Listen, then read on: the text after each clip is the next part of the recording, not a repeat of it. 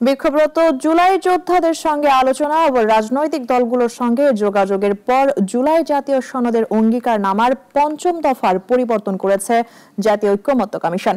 সংসদ ভবন এলাকায় আছেন সহকর্মী ইমরান শেখ, আরো জানবো তার কাছ থেকে।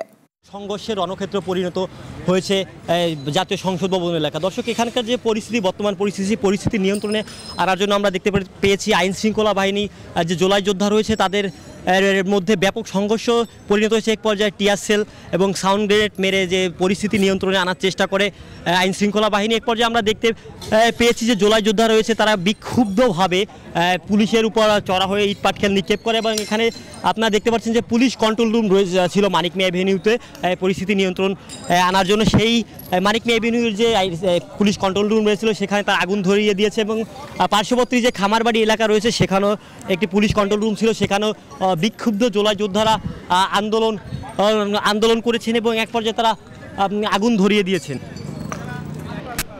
আজ বিকাল 4টায় জুলাই সনদ স্বাক্ষরিত হওয়ার কথা ছিল, তবে এই জুলাই সনদ স্বাক্ষরিত হওয়ার কথা থাকলেও বেশ কিছু জুলাই যোদ্ধারা এটার বিপক্ষে ছিল। তারা 3টি দাবি নিয়ে মূলত সকাল থেকেই জাতীয় সংসদ ভবনের সামনে অবস্থান করে। এক পর্যায়ে তারা বেলা 11টার দিকে আমরা দেখতে পেয়েছি যে সংসদ ভবনের যে পাঁচিল রয়েছে পাঁচিল টপকে সংসদ ভবনে প্রবেশ করেন।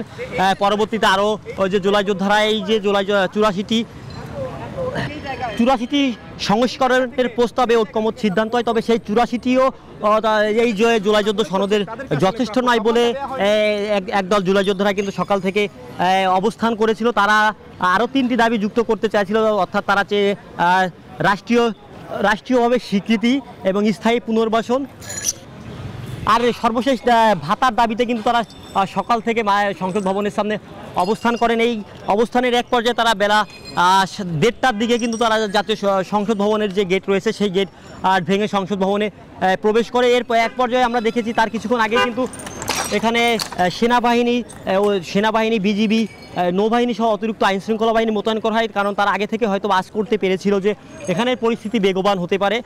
ঠিক তেমনটি তারা যেমন ধারণ করেছিল ঠিক তেমনটি হয়েছে। তার কিছুক্ষণ পরেই জুলাই যোদ্ধারা এখানে অবস্থান করে এবং এক পর্যায়ে তারা কিন্তু পুলিশের উপর ক্ষুব্ধ হয়ে ইট পাটকেল নিক্ষেপ করে এবং এছাড়াও আমরা দেখেছি ওখানে যে জাতীয় সংসদ ভবনের এলাকায় যতগুলো পুলিশের অর্থাৎ পুলিশ সহ যে আইন শৃঙ্খলা বাহিনীর গাড়ি ছিল তারা তো সেখানে ভাঙচুর চালায়। এক পর্যায়ে তারা কিন্তু যে জাতীয় মানিক মিয়া এভিনিউ রয়েছে সেখানে তারা পুরো রাস্তাটি বন্ধ করে দেয়।